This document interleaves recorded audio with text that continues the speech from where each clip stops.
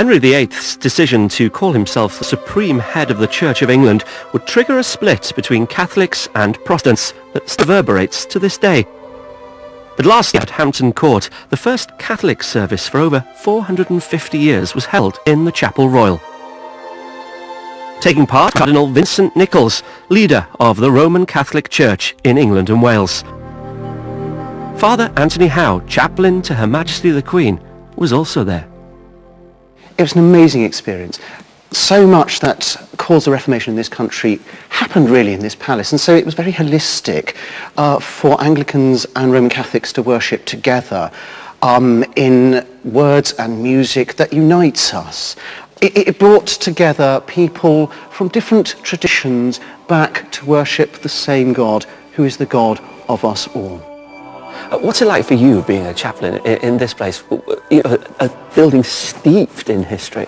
It's not a bad place to say your prayers, really. That's understatement of the year, I think. I sit in my stall and look up at the roof and think, goodness, am I actually here?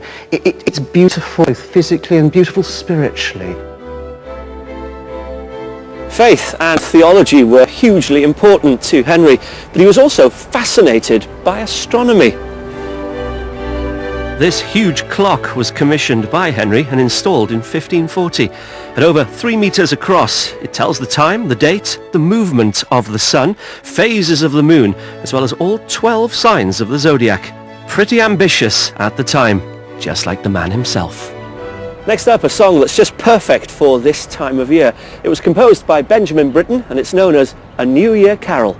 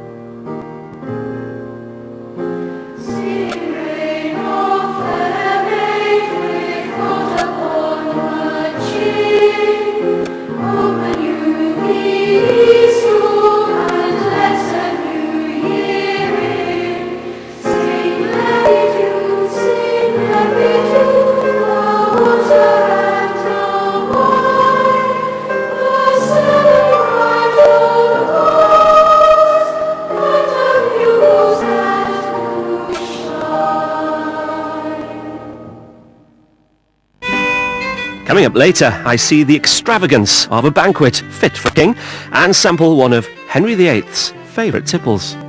2016 was another very busy year for us on Songs of Praise, bringing you inspirational stories from home and abroad, even if it meant getting up very early in the morning. It's 5 o'clock in the morning and I've been invited here to the famous Billingsgate Fish Market. Wow, look at that. It's a shark!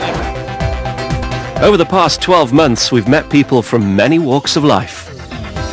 I feel like a foreigner in my own town. It feels like, really, if the sunshine was there all the time, one would assume one was on holiday. Hello, I was wondering I'd like to give you these for the weekend, just to enjoy. Thank you very much. Okay, bye-bye.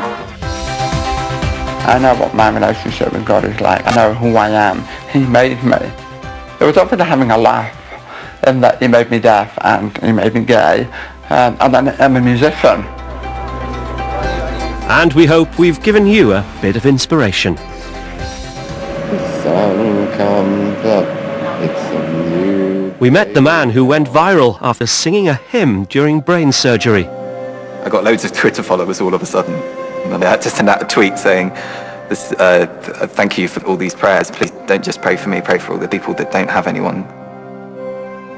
In them instances where it's literally life or death, God is sometimes the only thing that people have. We've marked some poignant anniversaries, including the 100th since the Battle of the Somme. Strange mix of emotions. When I first arrived here, I felt relieved that I'd finally come, because I felt so guilty that I hadn't been here sooner.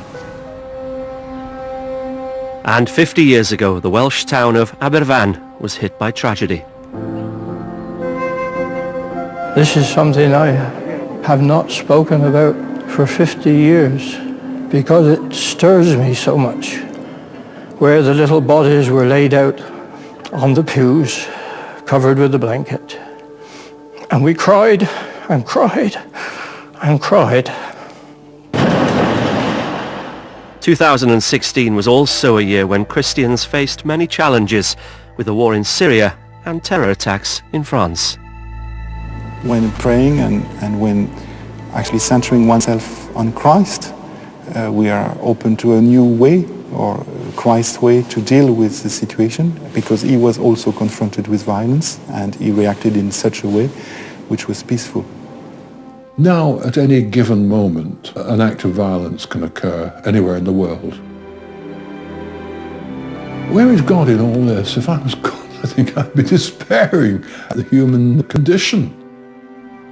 Quite often, people think of hope as being so secure in the present, they can face an uncertain future. I rather turn it round. The Christian virtue of hope is living an uncertain present in the light of a firm and clear future.